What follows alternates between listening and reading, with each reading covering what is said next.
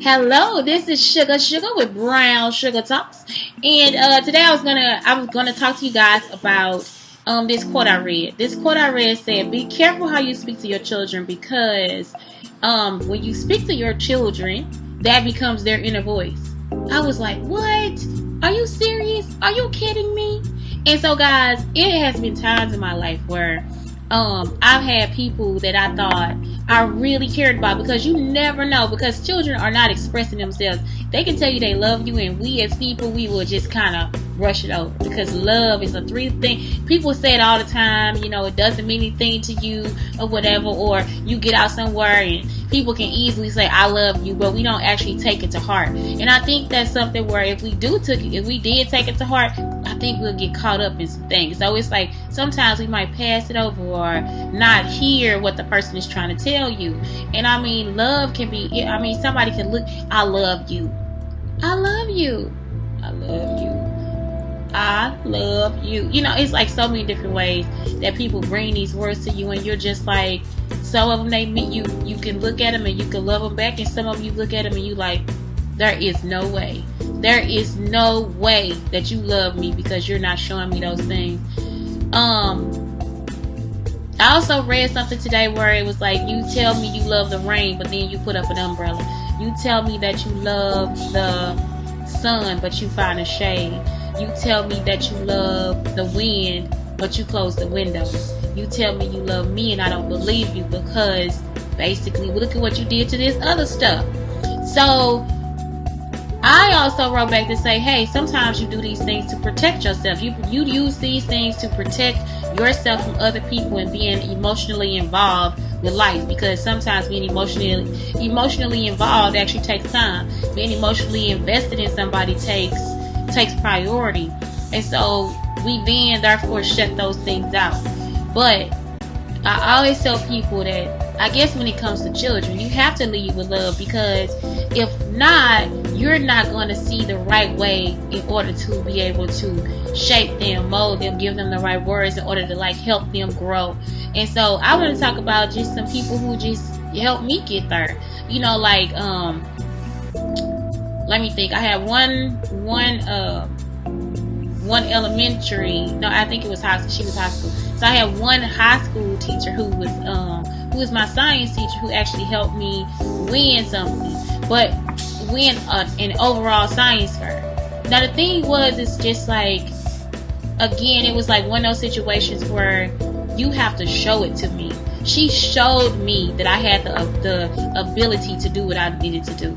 She showed me that I could read these steps step by step and go in the computer lab and do the research. It wasn't something that she did for me. She just showed me the way. With that, I have learned that I also have to show children. Like, I like a lot of hands-on and things like that when I get a chance to have those situations. To be able to have hands-on situations with those children or with my son. Like, it's like where we're able to build things and make experiments and create different things. But from that, I think also it gave me a chance to actually experiment and take chances in life. So you have to be able to, again, give those children that inner voice in order for them to think highly of themselves and know that they can do those things too. Also, like, it was a situation where if I did have an idea, she didn't dismiss me. That was the same thing that my art teacher taught me. It was like, just never a dismissal. Because then after that, I had an art teacher who was like a graduate student. And even though he's like, you got to cut your nails off, you kind of got to bring your dressing down a little bit, not to say that it was just so that I wouldn't get my clothes dirty, But anyway, it was just more like, it wasn't dismissed. My pain, my anger, my need to express who I was not dismissed. It was almost embraced. So again, another voice that was given to me that's just like, you are special and you can do it. Like, it's like, you have the right to have these problems. You have the right to have these things. So I'm saying, like, as far as with children, we have to actually be able to be that voice that lifts them up, that gives them that thing. I've heard people say to me, hey, you can't do that. those voices stick with you too. When somebody says you can't do that, it's almost like you can think of it as you can't do it, or you can think, I'm going to defy you. I'm going to find a new way to do it. So even with that, even with the negativity, you still have a voice inside you that tells you that you are able to do it, that you are able to achieve whatever it is that you think you need to achieve. Whatever dream you have, you can reach it. The last thing is just being able to celebrate children in that way of knowing that they can change things, knowing that they have the power to transform things, knowing that they have the power to create a metamorphosis, especially right now, like in these trying times. Like, children have a different opinion of what the world needs and what we find great in, the materialism and different things like that. So I think also listening to them and listening to their voice, listening to their conversation, and listening to what they have to offer in the words of love, because that's all they know how to lead with anyway. Then you get a chance to see, like, hey, we got some hope. We got hope, y'all. We got hope because, God is real. So, God is real. So, anyway, guys. So that was it for today. Today's show is basically just about, just being able to celebrate children and making sure you give them a positive inner voice that pushes them to do better and become greater than what they can even achieve, what they think they can achieve. Please don't forget that we take sound requests and shout outs. Just post on our Facebook wall at RP Entertainment. That's the first word, and the second word is radio. You can also tweet us at RPEntRequestline.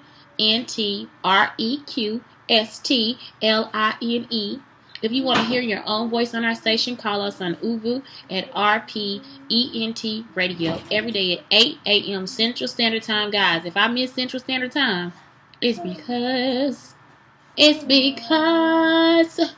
I am in Central Standard Time and I don't have to say it all the time. But anyway, all this is Central Standard Time, okay? So you can check out Stephanie Marie with Porch Talk.